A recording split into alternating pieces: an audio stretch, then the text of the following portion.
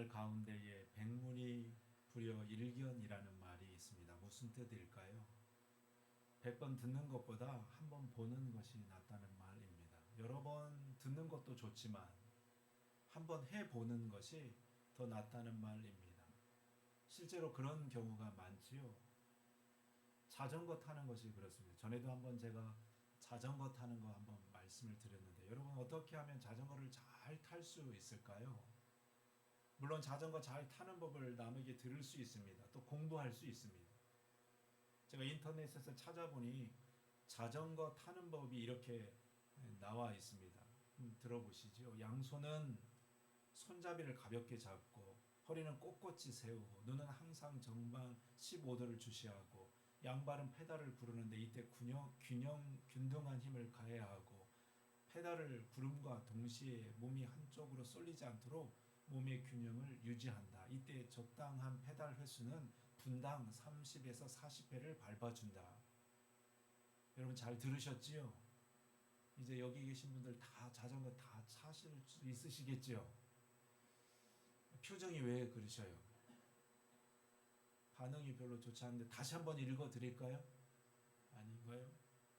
여러분 자전거를 배울 수 있는 더 좋은 방법이 있지요? 뭘까요? 직접 타보는 겁니다. 남의 말을 듣는 것도 좋고 책을 펴놓고 공부하는 것도 좋지만 더 좋은 방법은 내가 직접 해보는 것입니다. 우린 자전거를 그렇게 배웠지요. 전에도 말씀드렸던 것처럼 저도 아버지께 자전거를 처음 배웠을 때 아버지께서 그 자전거 뒤를 잡아 주셨습니다. 그리고 일단 올라타게 한 것이지요. 그때 제가 했던 말이 아빠 절대 손 놓으면 안 돼. 훅 잡고 있어야 돼. 그런데 어떻게 합니까? 좀 가다가 보면 손을 놓는 바람에 그냥 삐뚤빼뚤 자전거 흔들려가지고 넘어지기도 하고 또 어디에 또 부닥치기도 하지만 그렇게 하면서 균형도 잡고 자전거를 마음껏 조정할 수 있으면서 자전거를 이제 잘 타게 되는 것입니다. 여러분 그게 빠를 수 있지요. 말로 이런저런 설명을 듣는 것보다 백문이 불여일견 직접 해보는 것이 더 쉽고 효과적일 때가 있습니다. 여러분 우리의 신앙도 그와 같을 때가 많습니다. 여러분 누가 신앙생활을 잘 할 수 있을까요? 직접 해보는 사람입니다. 누가 예배를 잘 드릴 수 있을까요? 직접 예배당에 나와서 예배 드려본 사람입니다. 또 누가 기도를 잘 드릴까요? 직접 기도해본 사람입니다. 기도가 뭔지, 기도하면 뭐가 좋은지 밤낮 듣기만 하는 사람보다 직접 기도해 본 사람이 기도를 더 잘합니다. 마찬가지 교회 밖의 삶도 직접 해보는 것입니다. 한번 말씀대로 살아보고 실천해 보는 것입니다. 물론 처음에는 쉽지가 않겠죠. 하지만 결국 직접 해본 사람이 신앙생활도 잘할 수 있는 법을 자연스럽게 터득하게 됩니다. 그래서 신앙은 머리로 하는 것이 아니라 삶으로 하는 것이라는 말이 맞습니다. 근데 오늘 말씀에 보면 지식으로 믿음을 대신하고 알므로 신앙을 대신하려고 하는 한 사람이 나오지요. 그는 율법 교사였습니다. 25절 말씀에 보니까 어떤 율법 교사가 예수님께 찾아와 한 가지를 묻습니다. 25절 말씀 보시지요. 어떤 율법 교사가 일어나 예수를 시험하여 이르되 선생님 내가 무엇을 하여야 영생을 얻으리이까. 여러분 예수님 당시의 율법 교사는 율법에 능통한 자이었습니다. 다른 건 몰라도 율법에 대해서만큼은 어느 누구에도 뒤지지 않았습니다. 심지어 이들은 모세의 오경을 토시 하나 틀리지 않고 줄줄이 외워댈 정도였습니다. 그런데 그가 이 율법에 관한 질문을 가지고 예수님께 나왔습니다. 내가 무엇을 하여야 영생을 얻으리까? 겉으로 보면 이가 마치 신앙의 열심을 가지고 나온 것처럼 보입니다. 하지만 예수님은 이의 질문의 의도를 금방 알아차리셨지요. 그래서 26절에 대답 대신에 그에게 되물었습니다. 예수께서 이르시되 율법에 무엇이라 기록되었으며 내가 어떻게 읽느냐.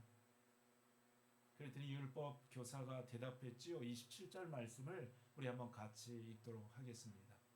대답하여 이르되 내 마음을 다하며 목숨을 다하며 힘을 다하여 뜻을 다하여 주 너의 하나님을 사랑하고 또한 내 이웃을 내 자신과 같이 사랑하라 하였나이다. 율법 교사가 자신이 알고 있는 것을 잘도 대답합니다. 마치 자기 실력을 뽐내듯이 아는 것을 줄줄이 읊어댑니다. 그럼 정답이지요. 완벽하지요. 참 똑소리 나는 대답이었습니다. 하지만 예수님은 그의 대답에 별 반응 없이 한마디를 남기셨습니다. 28절에 있는 말씀. 예수께서 이르시되 내 대답이 옳도다. 이를 행하라. 그러면 살리라 하시니. 내 대답이 옳도다. 이를 행하라. 그러면 살리라. 율법 교사의 화려한 대답에 비해 예수님의 대답은 너무나 심플했습니다. 싱거울 정도로 간단했습니다. 내 말이 맞다는 겁니다. 그러니 그것대로 행하라는 것이었습니다. 예수님의 대답이 율법 교사에게 만족스럽지 못했던지요. 그가 다시 한번 예수님에게 질문을 던집니다. 29절에 있는 말씀이요. 그 사람이 자기를 옳게 보이려고 예수께 여짜오되 그러면 내 이웃이 누구니이까?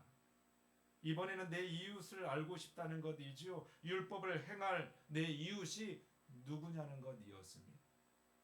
그런데도 이번에도 예수님은 직답을 피하고 대답 대신에 한 가지 비유의 말씀을 하셨습니다. 그것이 우리가 잘 아는 선한 사마리아인 비유였습니다. 어느 한 사람이 예루살렘에서 여리고로 내려가다 강도를 만났다는 것이지요. 그런데 마침 한 제사장이 길을 가다 그를 보고서 피해 지나가 버렸습니다.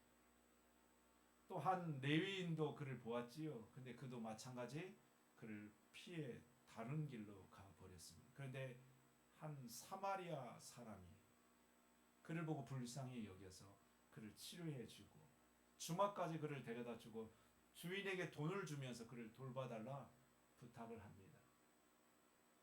그러니 이 세 사람 중에서 누가 강도 만난 자의 참 이웃이 되겠는가? 예수님 그에게 물으셨습니다. 똑똑한 율법 교사가 이를 모를 리가 없지요. 이번에도 그가 잘 대답합니다. 그야 자비를 베푼 사람이겠지요.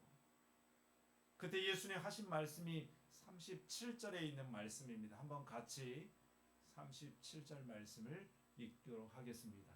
이르되 자비를 베푼 자니이다. 예수께서 이르시되 가서 너도 이와 같이 하라 하시니라. 예수님은 계속 똑같은 말씀을 하십니다. 처음 질문이라 두 번째 질문이나 예수님은 동일한 말씀을 하고 계십니다. 내 대답이 옳도다. 이를 행하라. 그러면 살리라.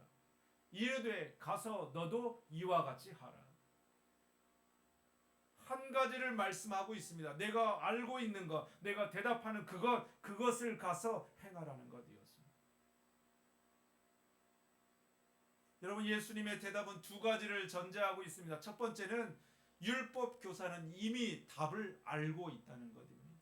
또 두 번째는 아는 것으로는 충분하지 않다는 말씀입니다. 아는 것이 곧 신앙의 전부라 말하지 말라는 것입니다. 좀 심하게 말씀하면 아는 것 너무 자랑하지 말라는 것입니다. 마치 잘 아는 것이 나의 신앙을 대신하여 주는 것처럼 많이 아는 것이 신앙의 전부라 착각하지 말라는 말씀입니다.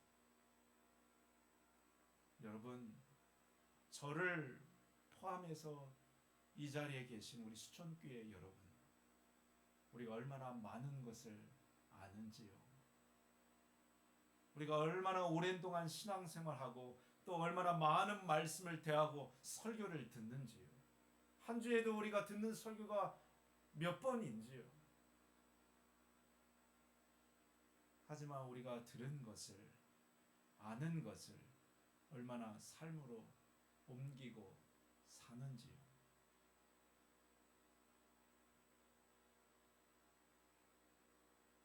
오늘 말씀에 예수님께서 하신 말씀이 이것입니다. 이를 행하라. 그러면 살리라. 가서 너도 이와 같이 하라. 듣는 것에 만족하지 말고 내 들은 것을 하나라도 행해 보라는 것이었습니다. 아는 것 자랑하지 말고 작은 것이라도 내가 알고 있는 것, 내가 할 수 있는 것을 가서 행하는 신앙이 되라 말씀하십니다. 여러분 맞습니다. 사실 생각해 보면 우리는 답을 몰라서 못하는 일이 거의 없습니다. 우리가 그리스도인으로서 그리스도인다운 삶을 살지 못하는 이유가 방법을 몰라서 그런 것 같지는 않아 보입니다. 우리 많이 들었습니다. 우리는 알고 있습니다. 우리는 수도 없이 들었습니다. 귀가 따가울 정도로 수도 없이 배웠습니다. 문제는 몰라서가 아니라 그렇게 하지 않아서가 문제입니다.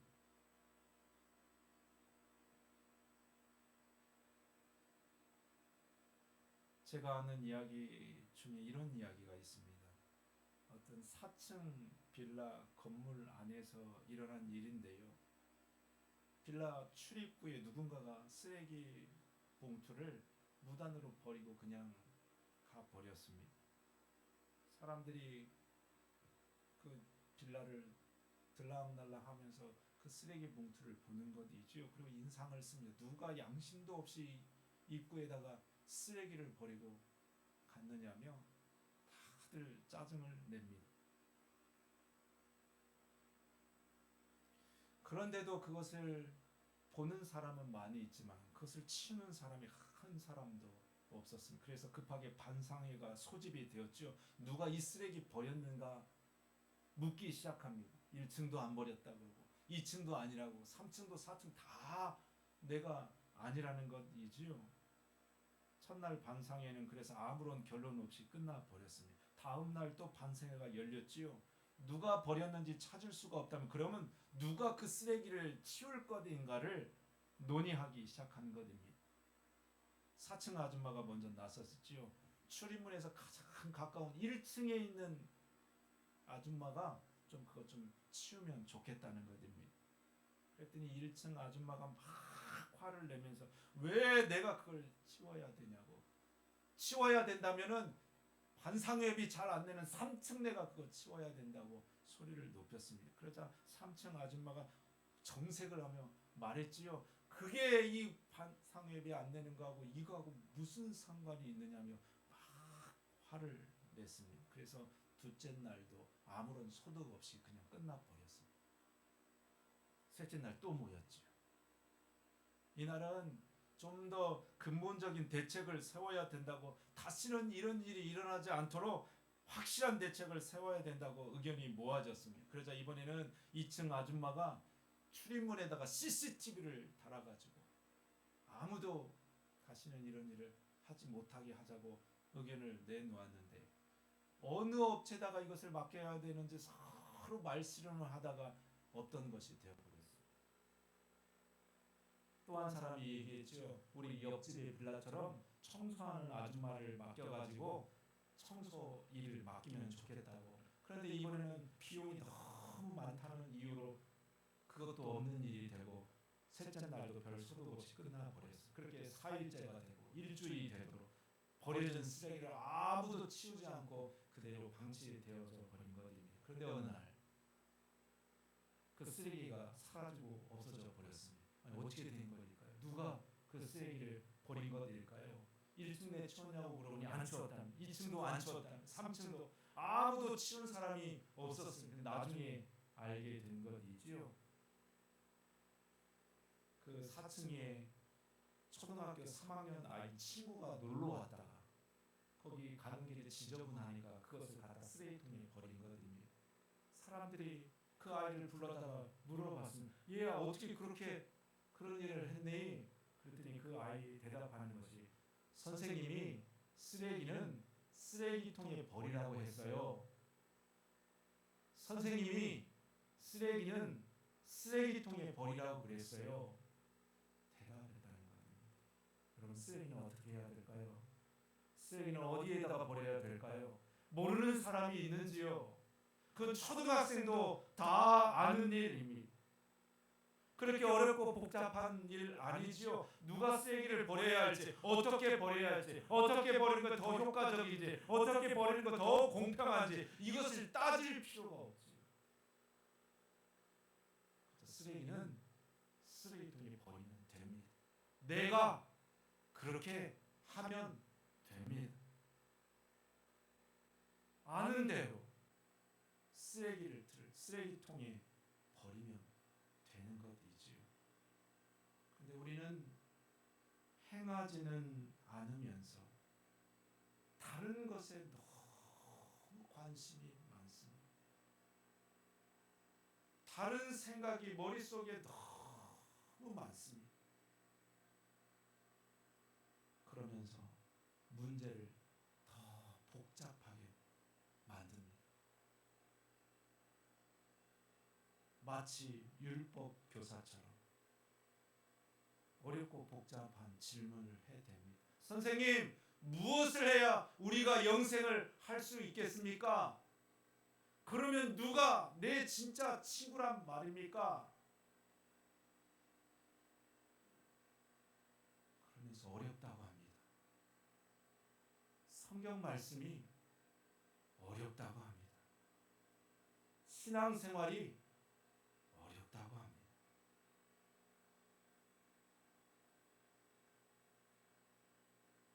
그러나 여러분, 성경은 그리 어렵지 않습니다.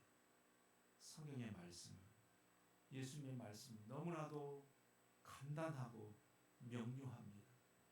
가서 너도 이와 같이 하라. 내 대답이 옳도다. 이를 행하라.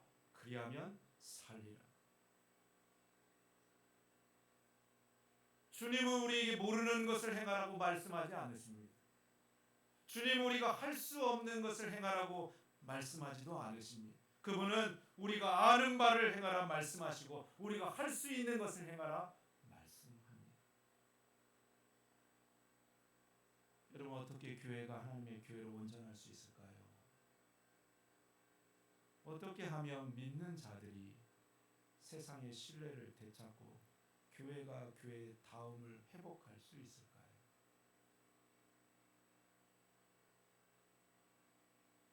사람들은 말합니다.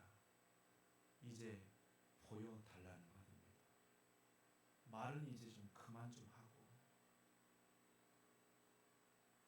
행동으로 좀 보여달라는 것입니다. 물론 우리도 할 말이 많지요.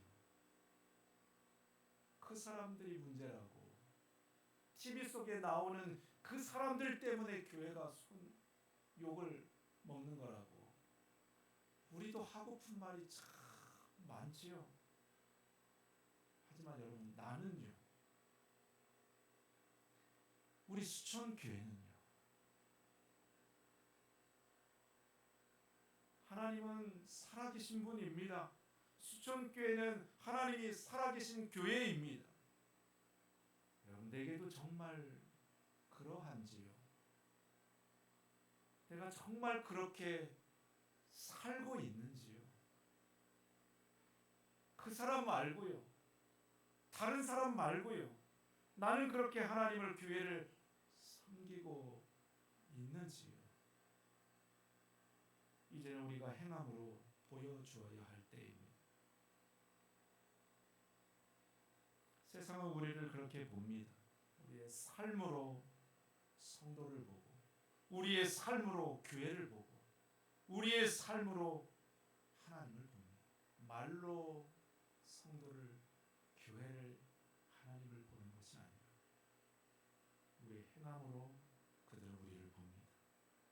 하나님도 그렇게 하시겠다 말씀하시는 것이죠. 가서 너도 이와 같이 하라. 이와 같이 하는 것으로 우리를 평가하시겠다 말씀합니다. 여러분, 내 신앙은 어떠한지요? 내 삶은 또 어떠한지요? 오늘 말씀에 보면 예수님께서 질문하였던 그 율법 교사가 예수님의 물음에 아무런 반응이 없는 것을 봅니다. 37절에 있는 말씀, 이르시되 가서 너도 이와 같이 하라 하시니라. 그 말씀 이후에 아무런 응답이 나오지 않습니다. 과연 율법 교사는 그 이후에 어떻게 했을까요? 우리는 알 수 없습니다. 간절히 바라기는 저와 여러분은 내게 말씀하신 주님의 음성에 온전히 응답할 수 있는 우리들이 될 수 있기를 소망합니다.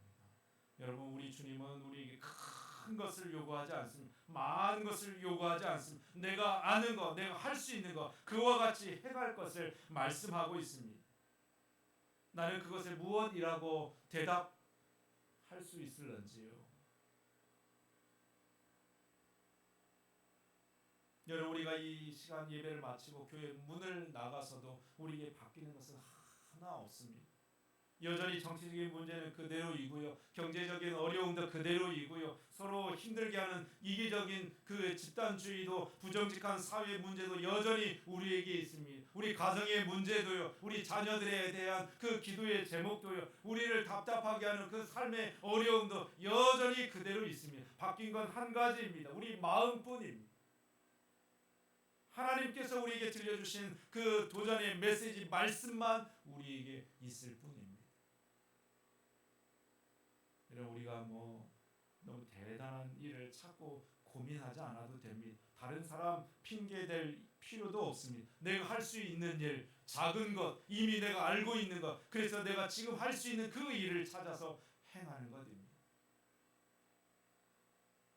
교회 다니지 않는 이들에게 정직하게 속이지 않고 솔직한 것이 우리 사회를 정직하게 만든다고 생각한다면 그러면 그 일을 하면 됩니다.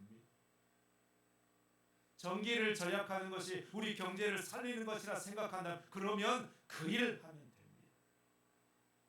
내가 먼저 용서하는 일이 하나님께서 내게 말씀하시는 것이라면 내가 먼저 다가가서 손 내밀면 그러면 됩니다.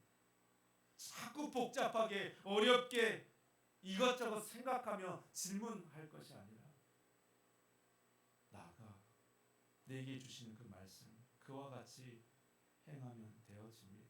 우리의 작은 실천과 행함이 우리의 삶을 변화시키고 우리의 신앙을 변화시키고 우리의 교회를 변화시키게 될 줄 믿습니다.